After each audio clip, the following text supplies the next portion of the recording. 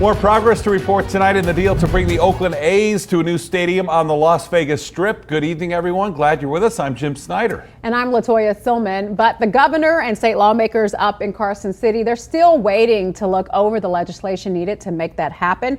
News 3 Steve Wolford is live on the south end of the Strip with the latest on where this all stands. Steve? Yeah, that's right, you guys.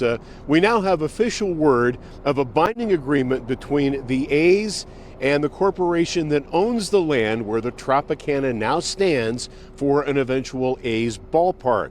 We'll have more on that in a moment, but this, as you mentioned, isn't going anywhere right now without state lawmakers in Carson City having a say. But as of tonight, they are still waiting for a draft of that bill.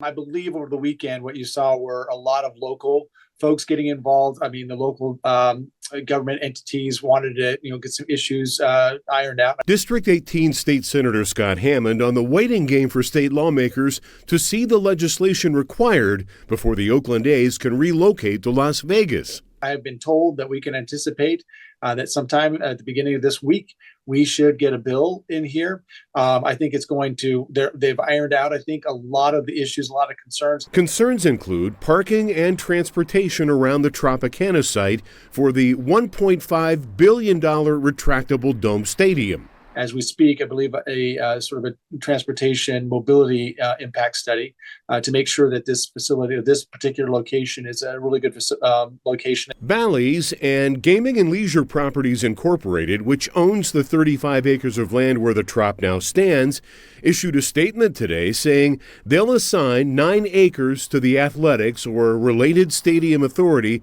for a ballpark that'll seat approximately 30,000 fans. But groundbreaking is subject to public financing legislation being approved and a relocation agreement from Major League Baseball. On a timeline, we're focused right now on the public-private partnership. A's president Dave Kaval says the relocation approval will happen after state lawmakers vote on the financing partnership. Once that's done later this year, and next year, we could actually break ground and then open the stadium by 2027. But that all depends on how lawmakers feel about the public's $395 million share of the financing and how to cover it. What we're talking about is a tax district. And that tax district will be basically people will be paying for the stadium by visiting the area. That's how we're going to be paying for it. Well, I reached out to the Clark County Commission to find out if they had any concerns about the bill as it's being drafted in Carson City. I was told that they would not be available for comment. But as soon as we learn of state lawmakers actually getting a draft of the bill to begin consideration, we will definitely be sure to pass it along. A lot of history there, right? And because of what would be lost, we're tracking mixed reaction to this baseball plan tonight. News 3's Kate Bunch has been talking with smaller business owners in that area. Yeah, the small business just right here at the corner across the street from major casino rooms. And the GM tells me that they bought this property because they wanted to take advantage of all of the foot traffic. They're concerned that if the A's move in, they might be pushed out.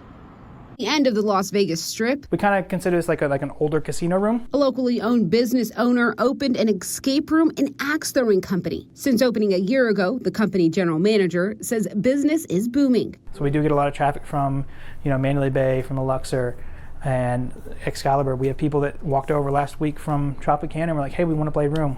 We're just here on vacation. However, Jordan Whitmire says that could change if the Oakland A's make good on its latest agreement to build a $1.5 billion dome stadium on the Tropicana Las Vegas property. When they built Allegiant Stadium, everything around Allegiant Stadium went down, like everything. And I think the only thing that still remained was the terrible hertz that was there. Currently, very few small businesses occupy the area near East Tropicana and South Las Vegas Boulevard. Most of the people that are in these suites, they're leasing out. So I don't know, I don't know what the landlords are planning. So, could it become a parking deck? Yeah, it very well could be. Does that mean we might have to move? Yeah, it might be, but that's just the name of the game sometimes.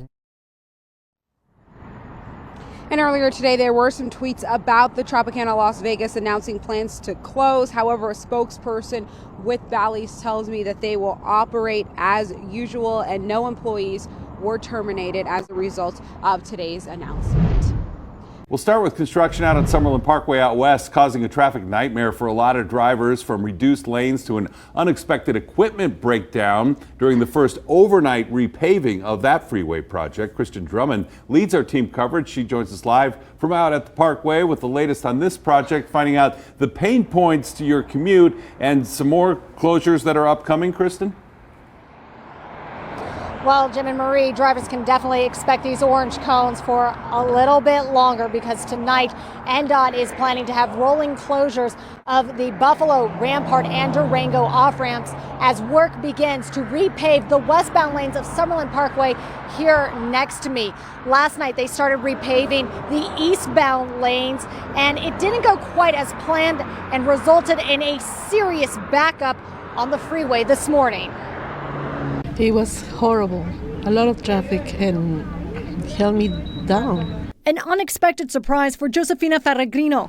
Bumper-to-bumper traffic while heading to her job Monday morning. How late were you to work? Like half an hour. Were you shocked to see that much traffic?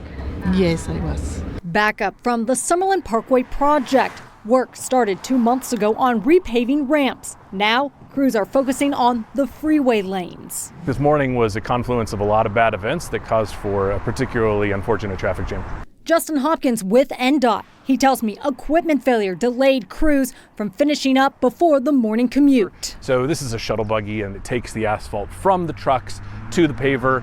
Unfortunately, it broke down this morning, and the crew wasn't able to get out of there like they normally would have at 6 a.m. What time did they eventually get out? About 7:30. But the backup was, by that point, the backup hadn't cleared out, and it took a long time for it to clear out. By late morning, no congestion on the Parkway, but drivers can expect traffic restrictions and rolling ramp closures starting at 8 until 6 in the morning for the next few weeks. What the schedule is right now is we'll do one direction one night, let that set while the other direction is being done the following night, and then flip-flop back and forth. So should they take that gamble and go on the freeway Wednesday morning following some repaving? Well, I mean, I would suggest that people avoid the construction zone as much as possible, if possible. Creating a temporary inconvenience for Ferragrino and others navigating the orange cones. On the one lane, no one knows how to merge. It's so bad. Everyone's, it's just so clogged. They're gonna hit you and telling you bad words all the time. Yeah. Well, it's unknown if that same traffic backup will continue over the next few weeks, but it is advised before you're heading out to work or even coming home to check your Waze apps or even any of the apps you use before you get on the road, just to see what the traffic conditions are like. Coming up at News 3 live at 6, more about the Summerlin Parkway project and when it's expected to finish. Subscribe to News 3 on YouTube at News 3 Las Vegas.